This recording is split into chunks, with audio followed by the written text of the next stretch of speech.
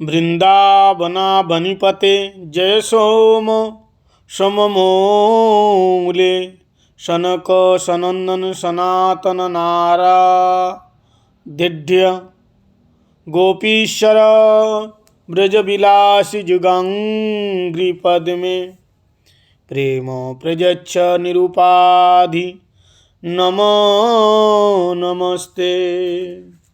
श्री कृष्ण चैतन्य प्रभु नित्यानंद श्री अद्वैत गदाधर शिवासादि गौर भक्त वृंद। हरे कृष्ण कृष्ण कृष्ण हरे हरे, हरे राम राम राम हरे हरे। श्री श्री हरि गुरु वैष्णव के श्री चरणों में अनंत अनंत कोटि साष्टांग दंडवत प्रणाम निवेदन करता हूँ। आज हम लोग शिव तत्व का श्रवण करेंगे। श्रील सनातन गोस्वामी पाद जी ने बृहद भागवतामृत के अंदर शिव तत्व के बारे में बताया। शिव जी कौन है? शिव जी दो प्रकार के होते हैं। एक तो जो मूल शिव जी है सदाशिव, जो वैकुंठ में होते हैं और सर्वदा सदा भगवान का गुणगान गाते हैं, वो सदाशिव। वे कभी इस जगत में, जड़ जगत में आविर्भूत नहीं होते हैं, उनका अंश आविर्भूत होते हैं। जैसे नारायण भगवान अवतार नहीं लेते हैं, किंतु उनका अंश कार्णवदशाई विष्णु, गर्भदशाई विष्णु और क्षीरदशाई विष्णु आदि अवतार लेते हैं। ऐसे ही सदाशिव जो महाविष्णु है, इनका अवतार नहीं होता है। और वही सदाशिव का अंश है महादेव अथवा कैलाशपति, कैलाशवासी, जो सृष्टि के लिए भगवान की इनडायरेक्ट रूप से सहायता करते हैं और रुद्र शिव के रूप में इस संसार का संहार कार्य के रूप में भगवान की सहायता करते हैं। तो शिव जी कैसे प्रकट हुए, हम लोग श्रवण करेंगे। तो सबसे पहले भगवान श्री कृष्ण, और भगवान श्री कृष्ण के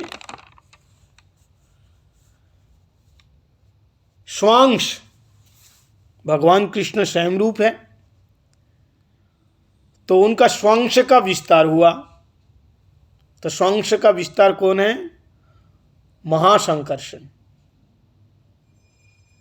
और उन महासंकर्षण से आए महाविष्णु, जिसको हम कहते हैं कारणोदशाई विष्णु। वे कारण समंदर में रह करके माया को दृष्टिपात करते हैं और माया क्षोभित होकर के माया क्या करती हैं? वो सृष्टि का कारण बन जाती है। तो शिव जी कैसे प्रकट हुए, और भी हम लोग वैष्णव लोगों से श्रवण करते हैं कि जो महाविष्णु कर्णवशाई विष्णु है, उनके ललाट से उत्पन्न हुए लिंग के रूप में। लिंग का मतलब चिन्ह है, और यह लिंग पंच रूप में दर्शित होता है। 5 प्रकार के रूप में दिखा जाते हैं, पंचभूत के रूप में। जैसे अम्बुलिंग जल के रूप में, ये रूप है बंगाल में, दक्षिण 24 परगना जहाँ चैतन्य महाप्रभु गए थे काशीनगर, अम्बुलिंग शिव। इसके बाद एक है आकाश लिंग जो अमरनाथ में है, यद्यपि बर्फ के रूप में है, गुरुजी कहते हैं वो आकाश लिंग शिव। और एक है प्रस्तर लिंग शिव, प्रस्तर के रूप में, जो बद्रीनाथ में है या पशुपतिनाथ में है, प्रस्तर लिंग शिव। और एक है ज्योतिर्लिंग शिव, जो ज्योति मतलब अग्नि के रूप में, ज्योतिर्लिंग शिव।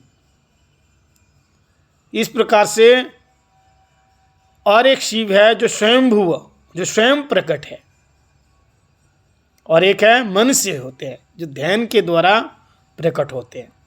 इस प्रकार से गुरुजी बता रहे हैं ये सारे शिव जी प्रकट होने का ये सब विवरण है। तो शिव जी के अंदाज शक्ति का संचार करके भगवान जो महाविष्णु है ये संहार कार्य का संपादन करते हैं। संहार कार्य का जो भार है शंकर जी को दिया है, और वही महाविष्णु जो कारणोदय विष्णु है ये माया को देखते हैं, माया क्षुब्ध हो जाते हैं और फिर सृष्टि कार्य को संपादित करते हैं। सृष्टि कार्य इस प्रकार से होता है। तो भगवान जगत, ये जो जड़ जगत है, जड़ जगत की सृष्टि इस प्रकार से किया।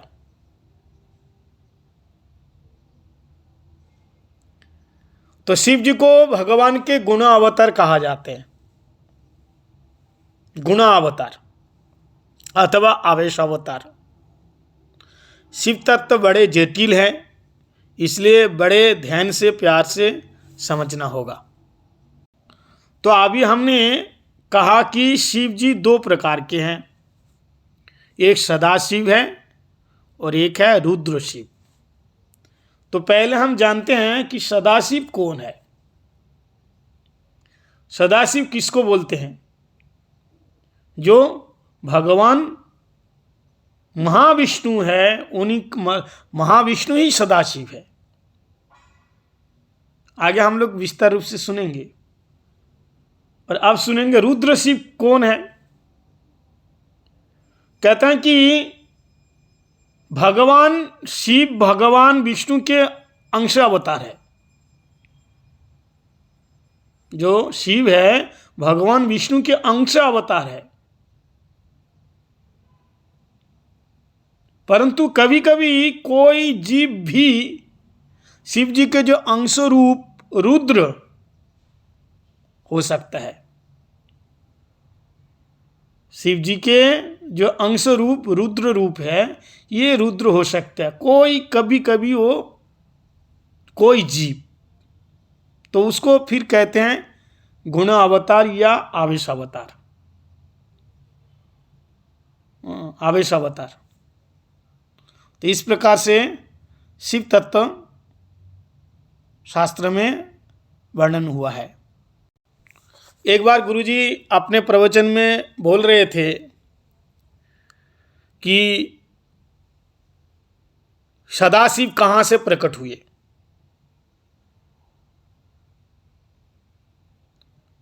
कहते हैं कभी कभी गर्भोदय विष्णु शिव बांधते हैं तब उसको सदाशिव बोलते हैं।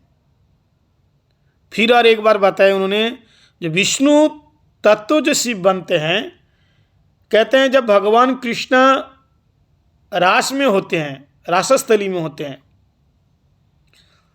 तो रासस्थली में भगवान कृष्ण के बाम साइड से, बाम अंग से राधा जी प्रकट हुई और उनके डान अंग से, दाएं तरफ से गोपेश्वर महादेव प्रकट हुए।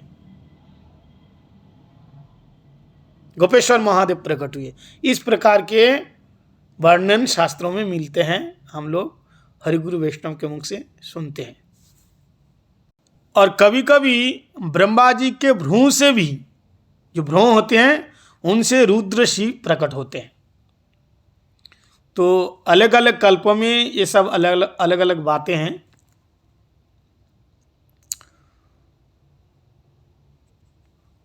किसी किसी शास्त्र में ऐसा वर्णन आता है कि शिव जी की जो शक्ति है माया, शिव जी की जो शक्ति है माया, माया को भी जगत का कारण बतलाया है। कैसे? जगत सृष्टि का कारण माया को बतलाया है, क्योंकि माया क्षोभित होती है और माया से जो सृष्टि होती है। तो जैसे शिव शक्ति माया को भी जगत का कारण बतला है, वैसे ही ब्रह्मांड को भगवान का स्वरूप, ब्रह्मांड को भगवान का स्वरूप माना है।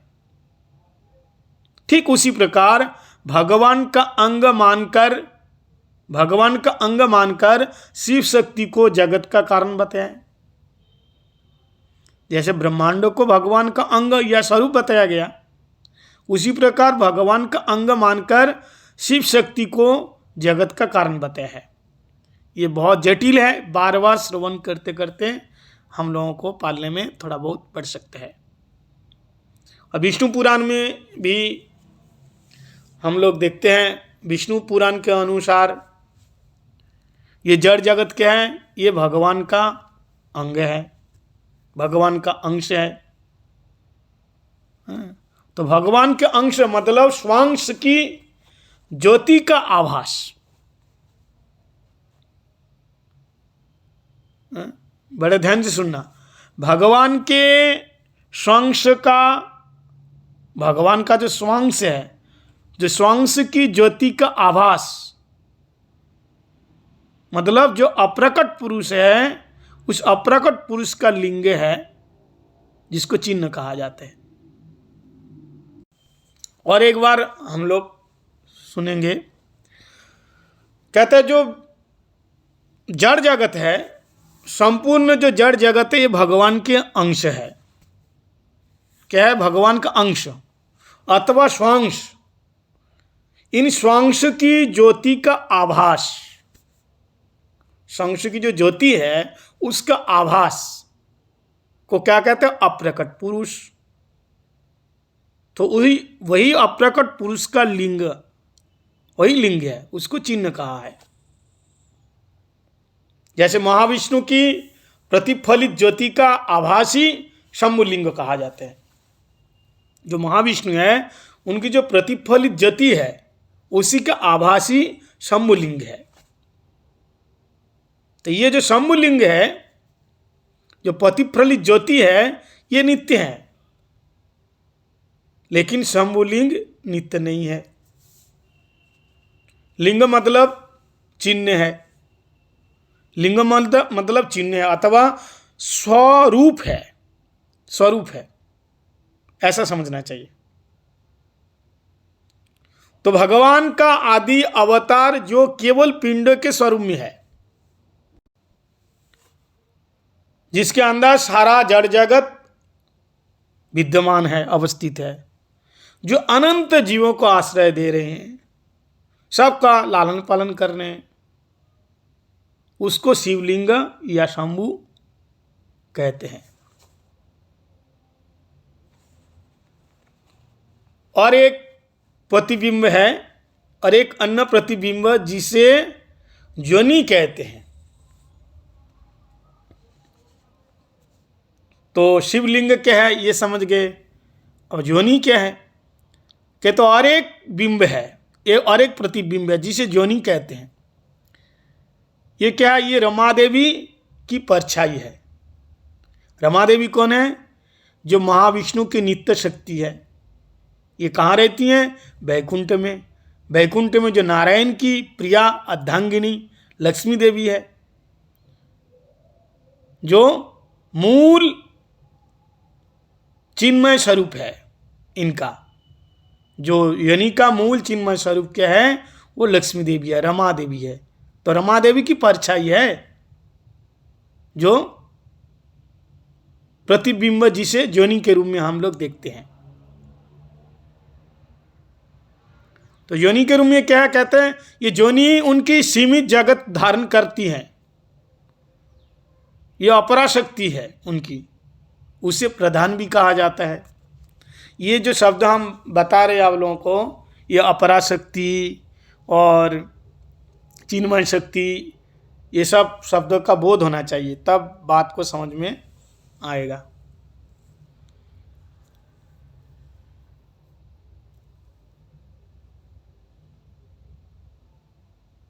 तो भगवान महाविष्णु वे अपनी दो शक्तियों के द्वारा इस भौतिक जगत की रचना करते हैं, दो शक्ति के द्वारा। पहला नंबर निमित्त शक्ति अथवा निमित्त कारण, दूसरा नंबर उपादान शक्ति या उपादान कारण।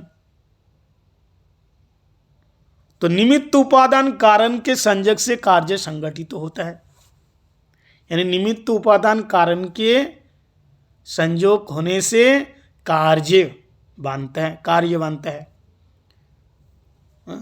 तो एक दृष्टांत, जैसे कुम्हार बर्तन बनाते हैं, तो कुम्हार हो गया निमित्त कारण, और मिट्टी जल और उसकी जो चक्की,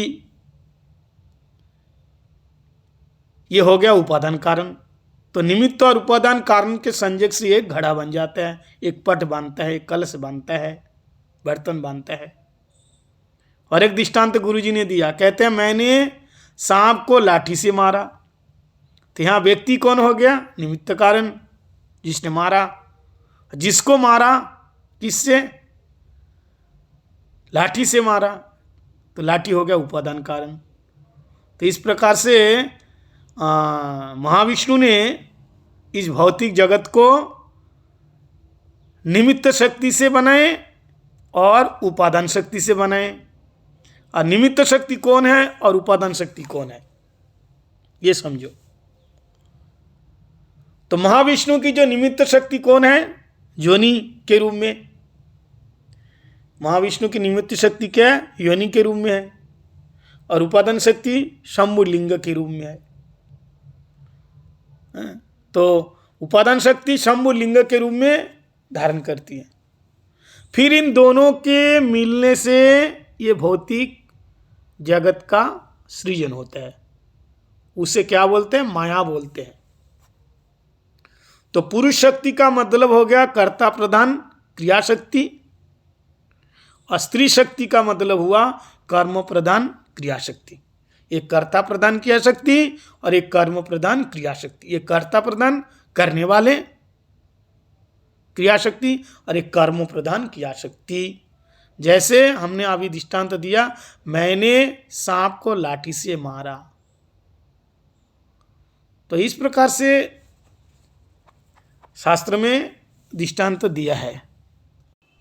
इसमें पुरुष की इच्छा ही प्रधान है। निमित्त और उपादान को लेकर पुरुष क्या करते हैं, इच्छा करते हैं। तो इच्छा ही सृष्टि कार्य करती है, इच्छा प्रधान। माया क्या है, माया अर्थात योनि जो निमित्त कारण बन गया, और शंभु अर्थात लिंग जो उपादान कारण हो गया। तो योनि क्या है, ये निमित्त कारण, और शंभु जो शिवलिंग क्या है, ये उपादान कारण। तो माया मतलब योनि और शंभु का मतलब लिंग। तो हमने बार बार यहाँ पर योनि और लिंग शब्द का प्रयोग किया, ये कोई खराब अर्थ में नहीं लेना आप लोग। इसका अर्थ बिल्कुल यहाँ खराब नहीं है, अपशब्द नहीं है। लिंग का मतलब यहाँ चिन्ह बताया या स्वरूप को बताया गया है, योनि मतलब माया को बताया गया। तो यहाँ पुरुष कौन है, अभी हमने बताया जो मूल है पुरुष की इच्छा शक्ति। तो यहाँ पुरुष कौन है, यहाँ पुरुष है भगवान विष्णु। कौन से विष्णु, इच्छामय कर्ता कौन है, महाविष्णु है। जो द्रव्यमय प्रधान रूप तत्व उपादान है, अतः आधारमय प्रकृति तत्व ही माया है। तो पुरुष कौन है? पुरुष है जो द्रव्यमय प्रधान रूप में जो तत्व है उपादान है। और आधारमय कौन है? आधार मतलब जो आधार धारण करने वाले आधार, वो प्रकृति तत्व है, माया है। तो इन दोनों को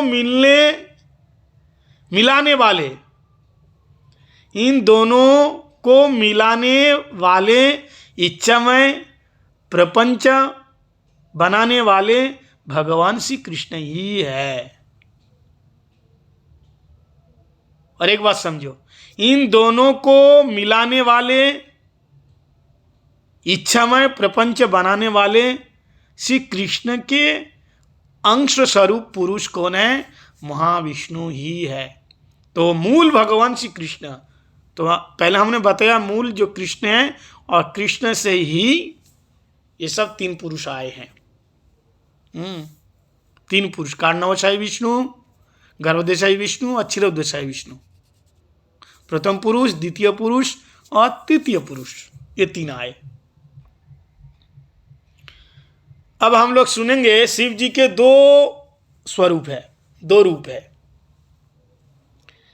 पहला नंबर, शिव शक्ति युक्त, शक्ति के साथ संयुक्त है, जो शाश्वत त्रिलिंग गुण संवृता।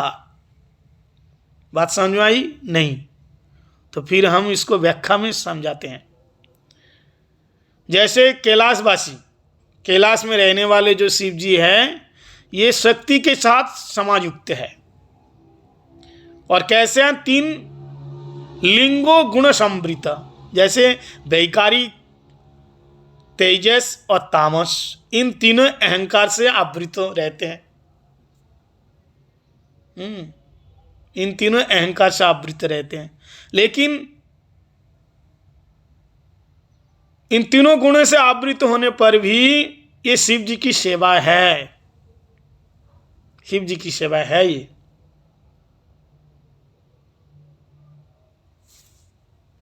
तो ये शिव जी कौन सा? ये है रुद्र शिव। लोग बोलते हैं शिव जी में और भगवान में कोई अंतर नहीं है। तो तत्व तो वदंती तत्तत्विदम जज्ञान मध्यम ब्रह्मेति परमात्मेति भगवानेति शब्द थे। तत्व दृष्टि से एक होने पर भी भगवान से शंकर जी आए हैं इनडायरेक्ट रूप से। तो भगवान शिव जी बन सकते हैं, लेकिन शिव जी शंकर जी भगवान नहीं बन सकते।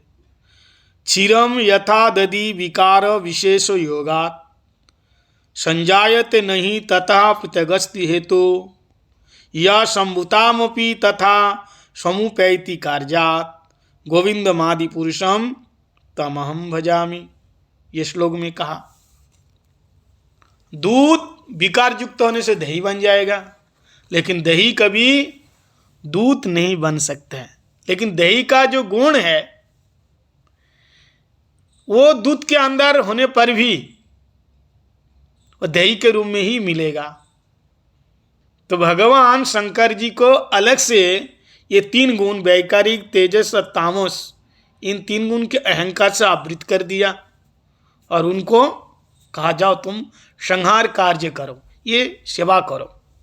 तो संहार के द्वारा कैसे सेवा करेंगे? ये कोई सेवा तो है ही नहीं। बोले नहीं, ये भी एक प्रकार की सेवा है।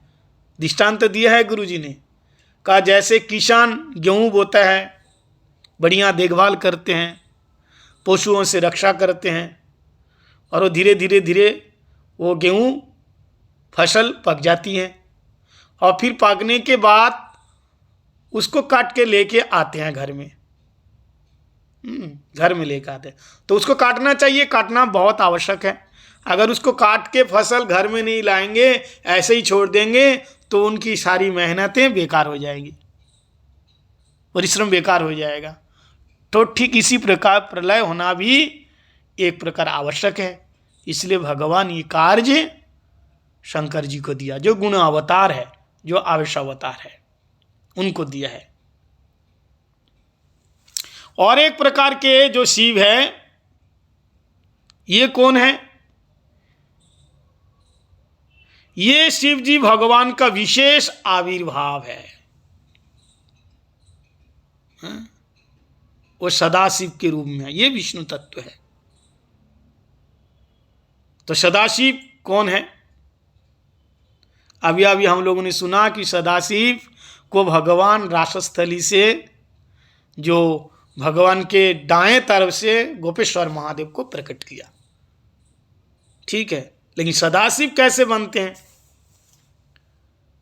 अभी सुना कि महाविष्णु ही सदाशिव है, लेकिन कैसे होते हैं इसका भी वर्णन है शास्त्र में। सदाशिव कौन है? तो कहते हैं माया का तमोगुण, बड़े ध्यान से सुनना, माया का तमोगुण, माया में तो तमोगुण ही होते हैं, इसलिए माया से तमोगुण लिया, माया का तमोगुण। और तटस्थ जो शक्ति है उसका स्वल्पता गुण